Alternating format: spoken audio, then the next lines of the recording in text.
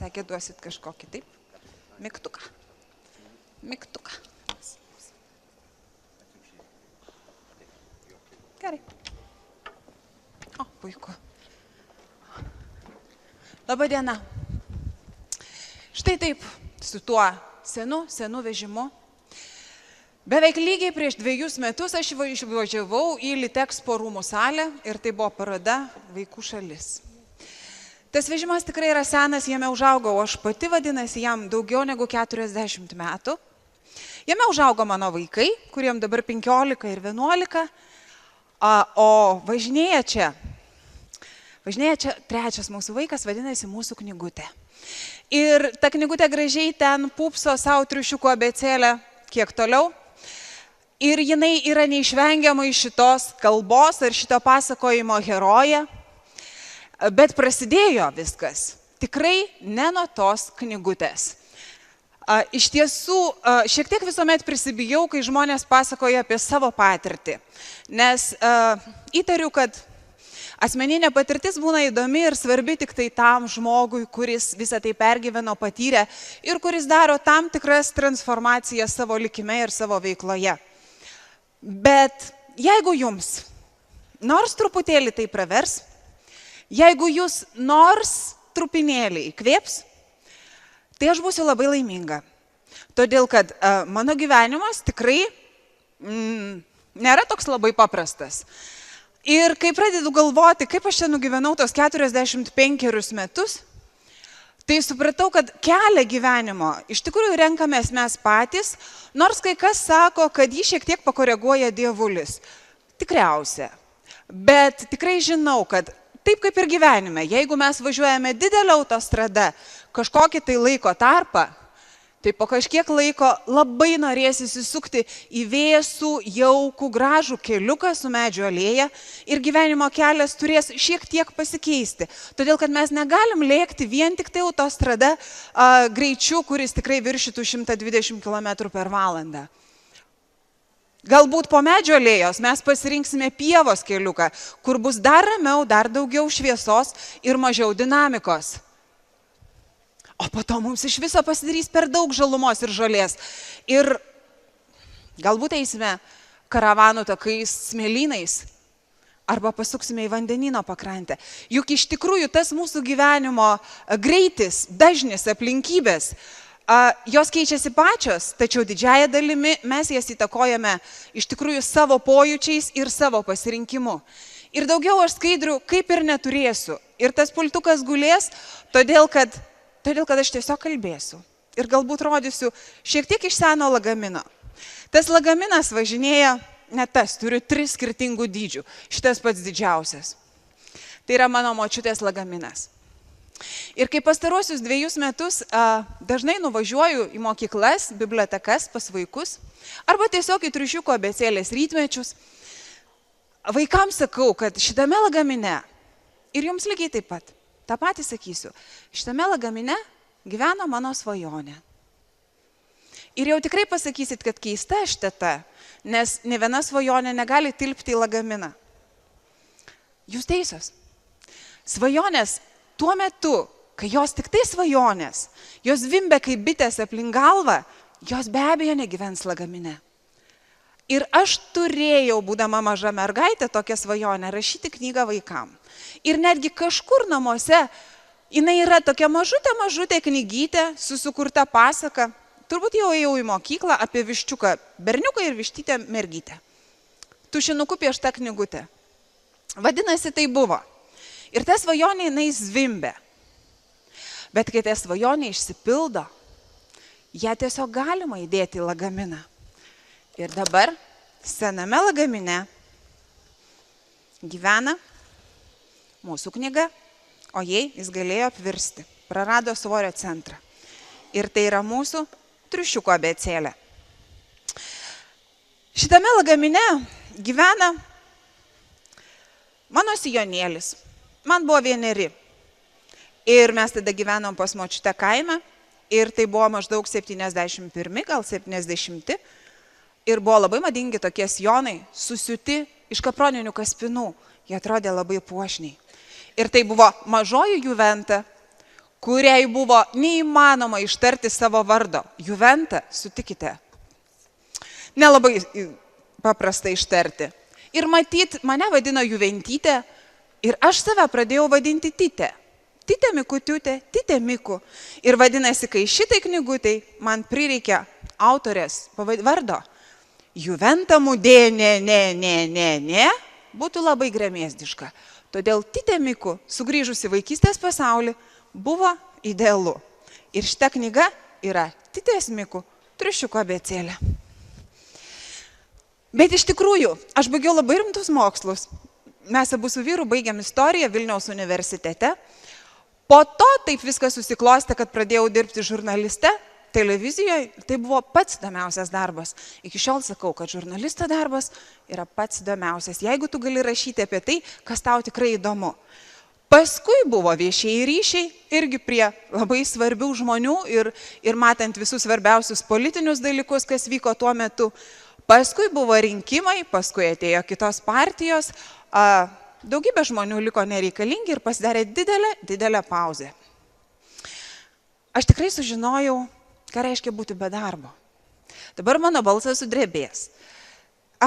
Todėl, kad vakar aš atradau moterį, kuri padarė tam tikrą įtaką šitoje istorijoje. Ir dabar mano rankose mažas iš samanų avinukas ir ranka dreba. Tai buvo verbų sekmadienis. Mes visi keturi ėjom senamiesčiu prie Aušros vartų ir tautodailininkai pardavinėjo labai gražius iš žolių ir šieno susuktus varpelius, saulės, žodžiu, neapčiuopiamas skulptūras iš žolės, iš žolynų. Tai buvo labai gražu. Bet aš buvau bedarbė. Ir nežiūrinti tai, kad mano paltas buvo elegantiškas, batai pakankamai brangus, tačiau jeigu Elgetos manęs paprašė išmaldos, aš žinojau, kad mano kišeniai galbūt 3,50 litai, o gal 7,20 ir tie patys litai labai reikalingi mano vaikam. Nežiūrint, kad aš gražiai atrodau, aš negalėjau duoti išmaldos. Nupirkti ką nors verbų sekmadienį rytą mes irgi negalėjom. Ir mes priėjom prie tų dviejų jaunų žmonių, tiesiog užkalbinom ir tiesiog gerėjome. Sako, prekybininkai nemėgsta tokių dalykų, kai tik tai klausi, bet nieko neperki. Ir žinot, jie padovanojo. Ir vėl dreba. Vienam, nebepamenu, kažkuriam avinuką, kažkuriam paukščiuką, bet vaikam padovanojo, pasakė, imk. Mūsų Kipras, kuriam dabar 15, tai buvo, vadinasi, prieš kokius 3 metus, gal 4, jis niekaip negalėjo suprasti, dovanojo, už ką, kaip, ir mes mokėti neturim. Mes neturėjom mokėti. Aš apsikabinau, nurijau kažkokią ašarą, bet priėmiau tai kaip dovaną. Ir dabar Facebook'e aš ją atradau pagal tuos darbus ir aš jai parašiau, kad nuo jūsų avinuko gerumo grandinėlė taip pavažiavo gražiai, taip išsišakojo, kad atrodo nežymus darbas padovanoti daro didelius stebuklus. Ir iš tikrųjų, kai išleidom šitą knygą ir aš vaikštinėjau gražiai po Litexpo rūmus su vežimėliu, dėl to, kad mes negavom prekystalio, nebuvom tikri, kad tai datai išspės išleisti knygą, mūsų mergaitė pasiūlė, jom reikia vežimėlio. Mes nulėkėm per naktį į kaimą, atgal, ačiū močiutei, kurios jau nebėra, o vežimėlis jos išsaugotas buvo. Ir mes vežiojom tas knygas ir aš pradėjau matyti kitų vaikų akis. Ir tikrai matosi, kai vaikas labai nori ir labai gražiai žiūri knygą. Ir matai mamos reakciją, arba jinai grubiai atitrauks, arba jinai delikačiai pasakys, ne, mes dabar negalim. Ir aš padovanojau. Tiesiog. Tai menknikis, visiškas menknikis. Ta knyga kainuoja 30 litų. Tvarkoj, ką tai reiškia padovanoti? Ir mama pradėjo verkti. Paskui jinai atsikapstė mane, parašė laišką, kurį irgi matyt rašė verkdama ir ji pasirodo taip pat neturėjo darbo. Ir tas dovanojimas buvo labai labai svarbus. Ir dabar kiekvienoj mugėje arba parodoj, kur mes pristatom šitą knygutę, aš pradedu dovanojimu. Dabar jau nebežiūriu, gali, negali. Pirma knyga yra dovanojama. Na, sakykim, sėkmiai. Na, sakykim, geram darbui. Bet galbūt tas avinukas inspiruoja daug dalykų. Ir dabar aš turėčiau pasakyti vieną neskanų dalyką, nors sako pozityvas ir pozityvas, bet gyvenimo pamokos būna visokios. Ir galbūt per kitą kažkokį renginį Aš susidūriau su Seimo nariu, gražiu išsilavinusiu žmogumi, kuriam aš irgi sakau, pažiūrėkit, štai mano knyga, pirmoji. Gal jūs norit, gal turit kam dovanoti. Čia daugelį aš jūsų užkalbinau šiandien. Gal turit mažą žmogutį, kuris norėtų mokyti skaityti kartu su triušiukais. Taip, žinoma, aš turiu ten 2 ar kiek anūkės. Gal nuleisit? Sakau, 28 tada. Ne, žinot, mes Seimo nariai labai mažai uždirbam. Ne, taigi mūsų mažos algos. 25. Man pasidarė taip neskanu. Aš sakiau, gerai, aš pardaviau, man 20 minučių, ačiū. Aš pardaviau už 25 litus. Bet visada prisiminsiu mažą avinuką, kurį padovanoja moteris, kuri savo rankom suriša, ar ne, surenka žolynus, suriša ir dovanoja. Ir Seimo narį, kuris sako, nežinot, mano alga per maža, gal padarykit nuolaidą. Tvarkoj, aš irgi pasiskolinau pinigus išleisti šitai knygai, bet kažkaip aš susirinksiu. Žodžiu, yra progų pasverti žmonių elgesį, žmonių orumą ir jų mokėjimą elgtis iš tikrųjų. Tai vis dėlto, kaip nutiko, po tos bedarbystės, kodėl aš šitas knygutes? Po to atsiprašau, čia iš didelių emocijų matyt, gaidžiai gėda, po to aš dirbau viešuosiuose ryšiuose, kitose įstaigose ir visa kita. Ir gal neturėčiau sakyti, bet aš pradėjau sirgti. Ir aš supratau, kad tai yra ne mano vieta. Aš visuomet labai su atsargumu žiūriu į visus energetinius, visokius ten tuos dalykus, dvasinius, sakralinius ir kitus dalykus, kaip žmogus nepatyręs. Bet kai vieną žiemą po kiaulių gripo yra sunki plaučių uždegimo komplikacija, praeina. Kai tu žinai, kad tu turi gulėti, po savaitės grįžti į darbą, nebeužlipi į 3. aukštą, vėl grįžti į ligoninę ir matai, kad viršininkai labai nepatenkinti, kad tu neteini į darbą. Praeina metai, sausio mėnesį, kitas gripas, kita komplikacija, vėl plaučių uždegimas ir jau ant reanimacijos lenkščio, kur tikrai nežinojo, išgyvensiu aš ar neišgyvensiu, aš išgyvenau. Jo, beje, buvo užpirktos mišios 3 bažnyčiose ir už tai aš irgi labai dėkinga žmonėm, kurie tai dėl manęs padarė. 3 žiema vėl tas pats 3 plaučių uždegimas ir aš išėjau. Ir aš išėjau pati, tai buvo likę šiek tiek santaupų, nes porą metų buvau dirbus iš tikrųjų. Ir aš išėjau į niekur, aš miegojau, gulėjau, gloščiau vaikus ir išsilaižiau. Ir tada turbūt atsirado pauzė knygai. Jinai, tiesiog, žinot, vieną vasaros vakarą taip gražiai susirimavo. Pirko pranukas pūkų pagalvėlę. Pilką, papūrusią su sagute. Ir tas pranukas su pūkų pagalvėlė, tai ir buvo pirmas triušelis, kuris buvo abėcėlės P raidė. Pati gražiausia ir pati mylimiausia. Ir joje yra pati pagalvėlė ir pūkai ir tie triušiukai. Ir mes drauge visi 4, kas man yra labai svarbu, mes dirbome drauge. Čia dar mes trasos, čia dar akmenys, o čia triušiuko abėcėlė.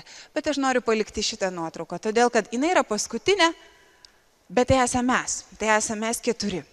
Tai buvo mano žodžiai, mano idėja, aš klijavau seneles, šitas namukų, pirkau vyniojamą popierių, ieškojom daiktukų, mano vyras fotografavo, maketavo ir netgi jeigu naktį sėdint prie kompiuterio, nusprendė, kad ne, čia žinai, tas apelsinas, čia ne tas apelsinas reikia, tai greitai ant virtuvės stalo, tu ten su staliniam lempom pasišviesdamas galėjai pašviesti ir nufotografuoti patį gražiausią apelsiną, kokio tau reikėjo.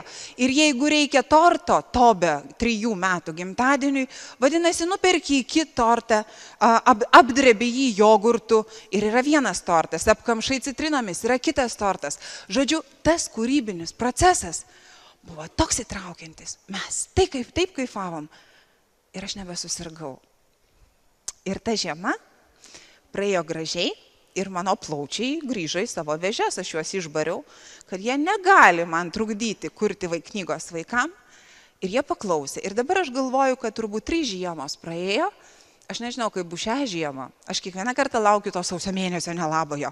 Bet jis gražiai praslenka. Aš labai tikiu, kad išlipau iš to, kas yra, man matyt, buvo blogai. Ir aš manau, kad mes dažnai jaučiam, kad blogai ir negalim.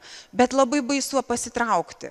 O aš jau buvau gavus tą pirmą injekciją, kai po pasikeitusio politinio sezono aš tiesiog tapau laisva. Aš jau žinojau, kas tai yra ir tai jau nebebuvo baisu, nes pirmą kartą tai būna labai baisu. Tu sėdi raudi, tu negali parodyti niekam, kad tau baisu, kad tu panikuoji. Tu žinai, kad tu turi didelę paskolą, tu žinai, kad tikrai niekas nenuvažiuos prie jūros ir visa kita ir visa kita. Taip žinoma. Bet dabar aš jau nebebijau. Tai viskas yra gerai. Ir iš tikrųjų, tada aš be abejo skambinau kolegom ir klausiu, gal žinai darbo vietą, kaip ir kas ir kur, ir Rytis Juozapavičius man pasakė, Juventa, reikia turėti keletą vietų. Ta prasme, nesutelk viso savo dėmesio į vieną darbovietę. Tai dabar suprantu, kad galiu pardavinėti knygutes, o žinot, pardavinėti aš nemoku, tai ne taip, kaip Paulius Kovas daržovės pardavinėdavo. Man nieks neleisdavo ir sakydavo, kad tai ne honoras pardavinėti. Bet kai su vežimėliu išvažiavau ir pradėjau matyti mamą su tokio, reikiamo amžiaus vaiku, tu privažiuoji ir sakai, mamytė, čia nauja knygutė. Jinai labai tinka jūsų vaikui, pažiūrėkit, jinai dar kvepia dažais, jinai ką tik iš spaustuvės ir jinai tikrai labai švelni. Ir aš matau, kaip parduodu 10, 20, 30. Ir aš pradėjau skaičiuoti, kad per vieną mugę aš atiduodu skolą vienam draugui. O kaip ačiū draugam, kurie iš tikrųjų suskolino. Per kitą mugę aš atiduodu skolą kitam draugui. Vadinasi, viskas yra tvarkoj. Ir parduoti tada tu išmoksti. Ir žinot, aš nežinau, kaip yra. Jeigu mano močiutės būtų gyvos, mano mylimiausios močiutės, jos tikriausia nesutiktų su tokiu mano autostrados ir keliukais kaitaliojimu. Todėl, kad mūsų augino taip, kad mes turim pasirinkti profesiją ir labai kryptingai, labai giliai ir profesionaliai arti gilią vagą ir eiti tą linkme, nuosekliai. O aš pradėjau šokinėti ir ieškoti. Ir dar kada, kai beveik 40, truputėlį, tas amžius, ne? Kažko nepatenkinta moteris. Už tai ir pranešimą taip pavadinau. Keičiam šukuoseną, namus arba vyrą, daugiau nėra ką, dar darbą, jo. Daugiau nėra ką keisti, vaikųgi neiškeisi, tėvų irgi.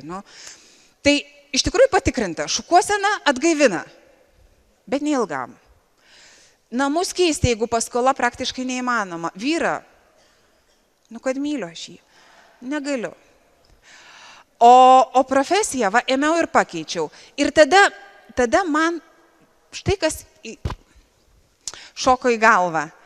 Pamenat, kai skaitėm Jono Biliūno Laimės žiburį. Ir tai buvo kultinis kūrinys, kuriame buvo sakoma, kad vardan idėjos mes lipam į tą laimės žiburį. Net jeigu mes pavirstam akmenimis, mūsų nugaromis nueis tie, kurie pasieks laimės žiburį. Ir žinot, aš pagalvojau, kodėl dabar mano nugara turi kažkas siekti laimės žiburio.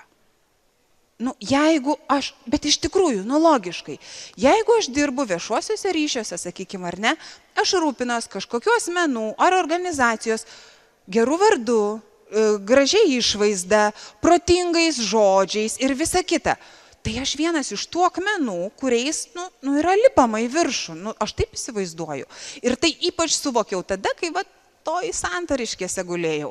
Ir galvojau, tai Juventa dabar, jeigu tu neišgyvensi, nes aš viską apgalvojau, kur palaidos, kaip palaidos ir kas ten bus. Supratau, kad liks 2 vaikai gražus ir protingi, kuriais aš labai didžiuojas. Jau ten, kad mama liks, jau nebegalvojau, jau ką dabar čia nei vyro nebegalvojau, svarbu. Kas dar? Matai, esu godi, net prieš mirtį. Pagalvojau, kad reikia knygos. Tada atsirado. Ir žinot, aš tada nusukau nuo to. Aš nenoriu žaisti ir būti akmeniu ant kito kelio, kad per mane pasiektų kažkas laimės žiburį. Ir aš nurėdėjau kažkokiu ten tokiu alėją ar dykumos keliuku ir visa kita, nes manau, kad tai yra mano kelias. Nežiūrinti tai, ar jis bus duobėtas ar pilnas balų, bet tai bus mano botai, mano lietsargis, aš nieko negalėsiu kaltinti, nes aš už jį atsakau. Aš suprantu, kad visiškai nepriklausomas žmogus negali būti. Tu priklausai nuo mamos nuotaikos, kuri nepirks knygą. Tu priklausai, nuo ko ten dar, sunkiai paneš, nepaneš, bet vis tiek, tu priklausai, pakvies renginį, nepakvies, bus galimybė parduoti, nebus, apgaus knyginę priimdami knygas, ar ne, todėl mes nedavėme knygynus. Tai ir aš pasirinkau tą tokį rėdėjimą su savais botais. Galbūt lėčiau, bet tikrai komfortabiliau. Bet dar vienas dalykas, tai labai gerai, kad aš esu ne viena, kad mes esam dviese, vadinasi, jeigu aš susimausiu, šalia manęs yra mano žmogus, kuris mane pridengs ir kurio pajamos, bent jau neleis numirti iš bado po savaitės. Sakykim taip, ar ne? Kai tu esi vienas ir už viską atsakingas, tada be abejo yra sunkiau. Ir tada aš jaučiuosi bejėgiai jums ką nors pasakyti, nes nežinau tokios situacijos. O dirbti drauge, kas man yra pati didžiausia malonė ir džiaugsmas, tai kad mes dirbam drauge. Tai mes čia leidžiam, kūrėm, viskas tvarkoj. Bet mūsų vaikai pakuoja į maišelius namukus. Vadinasi, jie ten suinteresuoti, tvarkingai susekti, prispausti, prismeigti. Jie jau dirba. Jie mato, kaip mes visą laiką galvojam, ką čia tokio gero padaryti. Man smagus dar vienas dalykas. Atradau dar vieną dalyką. Jeigu čia jau tokie moteriški aksesuarai, aš labai mėgstu skareles. Ir šita skarelė ideali iliustracija tam, ką aš noriu pasakyti. Iš tikrųjų, daugelis iš mūsų ir tikriausiai mus taip auklėjo štai tokiu principu. Tai vadinasi, viename kampe pinigai uždirbti, alga, profesija, pinigai, tada yra tavo svoris visuomenėje, žinomumas ir tada yra galimybės, kurias tie pinigai suteikia. Ir jau tada esu aš, kai jau viskas, viršutinė kraštinė užpildyta, apačioje esu aš, kuris gali tuo naudotis, ar ne? Uždirbau, esu žinomas, važiuoju prie jūros atostogauti. Man patinka kitas dalykas. Man patiko štai šitas principas. Lavija, palaikyk kampelį. Kai aš esu viršuje, galima? Va, kampelį tik tai. Aha, va, ta. Aš esu viršuje ir aš dirbu tai, už ką aš galiu padėti galvą. Ir jeigu, kai kas iš jūsų sakė, pirkdamos knygą, kad bet jūs taip apie ją šnekat, jūs taip gražiai pristatot. Žinot ką, man sakė, reikia vesti kursus, kaip pristatinėti knygą. Jo, bet čia tada, kai tu gali už savo darbą padėti galvą. Todėl, kad aš žinau, kad tai yra tikrai puikia knyga ir nevaidinant. Aš žinau, kad aš nepadariau pigiai, kad parduoti brangiai. Aš žinau, kad man svarbu buvo rezultatas. Esu aš. O su ja atėjo šiokie tokie pinigai, atėjo žinomumas, jeigu pakviečia skaityti paskaitą, tiesa. Ir ačiū. Ir paskutinis kampelis, aš labai džiaugiausi, kai sakiau, kad triušiukai nupirko mums maisto. Ta prasme, tu pardavėjai mugiai kažkiek, tada užvažiavai maisto prekių parduotuvę, pripirkai valgyti savaitę, grįžai, mus triušiukai pamaitino. Paskui pasirodo, kad triušiukai suteikė batus mūsų vaikam. Atėjo ruduo, triušiukai, ugniai batai, kiprui batai. Triušiukai nupirko batus. Ir jau visai didelis džiaugsmas buvo, kai praeitą vasarą galėjau išvažiuoti į Londoną mokytis pas Japonę popieriaus karpimo meną. Dėl to, kad triušiukai apmokėjo mano kelionę. Viešbučio ne. Bet bilietus ir kurso kainą tikrai apmokėjo. Ir tie karpiniai yra dar vienas dalykas, kodėl aš prisiminiau Ryčio patarimą. Tai yra dar vienas dalykas, kuris man suteikia džiaugsmo. Tai yra viena. Oi, kaip tamsu. Nesimato. Aš užsidėsiu ant savęs, gerai? Čia bus šviesiau. Jie suteikia džiaugsmo, bet aš juos galiu parduoti. Nes kas užsako šventėm arba šiaip interjerui. Ir vadinasi, tai yra šiokios tokios, nedidelės, bet tai yra pajamos. Vadinasi, dar vienas taškas, kuris prisideda, kad jeigu jau man ten knygos sudegs, vadinasi, aš tuo metu galėsiu kurti iš to. Tai vėlgi, tai yra triušiukų dėka. Ir 2 metai su ta knygutė vyksta, prasidėjo keisti dalykai. Iš tikrųjų. Kad bibliotekos pradėjo kviesti į svečius ir sakyti, atvažiuokit, surenkit, abėcėlės skaitimai. Gerai, beveik kaip poezijos skaitimai. Bet aš ne poetė ir niekada nepretenduoju tokį dalyką. Aš triušiukų motina, dažniausiai sakau. Ir tu bendrauji su vaikais taip, kaip su jumis. Tik jūs truputėlį per toli, aš šiuo atveju susikvieščiau arti, nulipčiau, susėstume ant grindų ir mes tiesiog šnekėtume apie stebuklingus dalykus, todėl kad šalia triušiukų atsirado kiti dalykai, atsirado namukai, vadinasi knygų priedai ir personažai, kuriuos reikia kirpti vaikam ir tai jau yra kiti vaikų įgūdžiai lavinami. Žodžiu, po truputėlį mes pradėjome artėti prie edukacinių dalykų. Ir tie triušiukų rytmečiai pasidarė labai linksmi, gražus ir dažni. Aš labai džiaugiuosi, kad mes užvakar vėlai vakare grįžom iš Airijos, o knygutė labai tinkanti užsienio lietuviukam, kad jiem mokytis lietuvių kalbos reikia labai patrauklių dalykų, o vadinasi triušiukai, gyvūnėliai, jos labai sudomina. Mes pradėjom skaityti paskaitas mokytojams, klausykite, to negalėjo būti. Bet vėlgi atradom kitą kryptį, kaip gyvūnai padeda mokytis. Nes čia yra gyvūnėliai triušiukai, juos patrauklu žiūrėti, bet lygiai taip pat tu gali sėdėti su savo šunimi ir skaityti jam knygą. Žodžiu, prasidėjo tokia veikla. Daugiau nežinau. Bet esmė tai, kad aš supratau, kad 2 metų kažkokiam išsišakojimui veiklai iš tikrųjų reikia. Ir dabar tas medis besišakojantis iš tikrųjų suteikia daug džiaugsmo. Ir mes dažnai vedžiojamės tuos mažus daiktelius, čia yra siuvėjo Silvestro skrybėlė, kur yra viršelyje. Mes puikiausiai demonstruojame akinukus, su kuriais fotografavosi fotografas Feliksas. Ir tai iš tikrųjų triušiuko akinukai ir vaikams matyti daiktus, kurie yra knygutėj.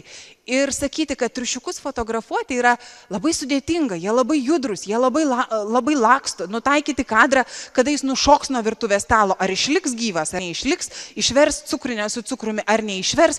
Čia labai didelis klausimas. Juolab, aš jums dar irgi, matai? 5 minutės, jau 3, bet dar aš papasakosiu per tas 3 minutės. Kai nuvažiavome prie Vilniaus esantį triušių ūkį, sužinojome, tokį labai gąsdinantį dalyką. Pasirodo, buvo triušiukų visai naujagimių vada, juos jau ten mažučius iš lizdo išleido ant žolės pirmą kartą ir pribėgo pauostyti šuo. Tai šuo, aišku, baisuoklė, šarpėjus, tai jisai didelis, bet gal jie... Žodžiu, triušiukas numirė iškart. Iškart. Pamatė ir numirė. Tai sako apie tai, kad jie tikrai labai yra lepūs stresui. O tai, kad jie nuo to, tu ten paimi, pabėga, vėl į tą vietą pažymėtą dedi, vėl ten pabėga, vėl, jie pradeda pukus mesti ir tada ten kyla tie pukai ir irgi norisi, kad nepakenkti tiem gyvūnėliam. Dar vienas momentas. Iš pradžių aš galvojau knygoje aprengti triušiukus suknelėmis. Kvaiša. Bet aš galvoju, pasaka, tai dabar jau rengiam ten kelnėmis. O paskui supratau, kad ne. Jeigu vaikui pradėsi rodyti, kad savo katiną reikia mauti lėlės kelnėmis, katinui bus blogai. Bet tikrai labai pedagogiškai, laikų nušvitimas ateina kartais. Tai mes tik tai galėjom užrišti ant ausies kaspiną, bet čia tuo atveju, kai tikrai žinojom, kad kaspino jie išsigąsta, sustingsta, tada niekur nebėga. Tai čia specifika. Arba uždėti skrybėlę, arba uždėti, net neprisekti. Uždėti gėlę ant ausies, kuri atitinka G raidelę, gėrė gritę gardžią sultis gervuogių uogelių. Gėrė godžiai ir nespėjo nuvalyti selių. Labas Grite, kaip gyvuoji? Šneka visas miškas, gal ant tų debesėlis tau šį rytą nutiško? O Grite, kaip tikra dama, atsako išdidžiai roriai, neplepėkite, gana. Tai nauja, gera mada. Štai tokių skirtingų charakterių jie ir yra. Viskas, ar ne? Tai tai iš tikrųjų visi, kai kada dėkoja, kai kada ne. Bet kadangi priekį matau Paulių, kuris atlėkė iš darbo nufotografuoti, kaip aš šneku scenoje, ir aš jam už tai dėkinga, kuris nufotografavo visą knygą, ten toliau sėdi mano mama, kuri turbūt didžiuojasi manimi, ne? Vėl suvirpės kažkas. Ir mano Ugnė, kuri pardavinėja knygas, jai bus 11 ir jinai labai audringai pardavinėja knygas, prekiauja, siūlo ir daro nuolaidas. Tos nuolaidos kartais būna viršyje savikaina knygos. Bet nesvarbu, sakė, toks yra verslo planas. Tai visa mūsų šeima gyvena taip. Ir jeigu manęs paklausia, ar aš esu laiminga, absoliučiai taip. Bet jeigu kas nors paklaustų, tai kas yra laimė? Aš irgi galvojau, kaip čia dabar yra? Juk vieną dieną tu jautiesi laiminga, kitą dieną tu absoliučiai nesijauti laiminga. Ir aš supratau, kad laimė yra tik tai žodis. Tik tai žodis. Jis yra talpus, tiesa, kaip kokia kalėdinė kojinė. Ir jį telpa daug kas. Vyras atvažiavęs tave nufotografuoti, kai tu skaitai pranešimą. Mergaitė, kuri prižiūri kiškį, kad nepabėgtų nuo stalo. Mama, kuri kaip ir tiesiogiai tų triušių nejudina, bet serga už tave ir nemiega naktimis, kad tik tau būtų gerai ir kad tu nenumirtum ir išgyventum. Galbūt į tą žodį telpa tiesiog rytinės arbatos puodelis. Tiesiog lietus už lango. Arba tebūnie naujas automobilis, į kurį įsėsti didelę laimę. Arba nedidelė dovana. Tai irgi yra žodžiai. Bet jie visi telpa į žodį laimę. Ir aš manau, kad nuo visko atlukštenus ir numetus tuos negerus dalykus, susierzinimą, nepasitenkinimą, šiandien aš labai susipykau su Ugne ir labai jos viešai atsiprašau, visą dieną kamuojas, to neturi būti, bet tai būna. Ir jeigu visą tai nulukšteni ir numeti, tai ir lieka tai tikri dalykai. Galbūt puodelis ramunėlio arbatos, o galbūt triušiuko abėcėlė. Linkiu jums to.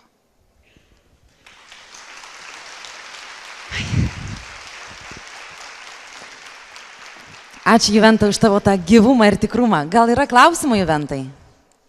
Nėra norinčių išleisti savo knygos? Beveik nuogai nusirengiau, jau nežinau. Aš tokia irgi knygą esu išleidus vieną, gal nori pareklamuoti? Galima kitam pranešime, tada man papildoma pusvalandį. Nes tu gyrės, kad tave kviečia, tai aš galvoju, gal to pačiu. Būtinai, Lavija. Aš džiaugiuosi. Kiekviena knyga kaip geras darbas iš tikrųjų yra labai svarbus dalykai.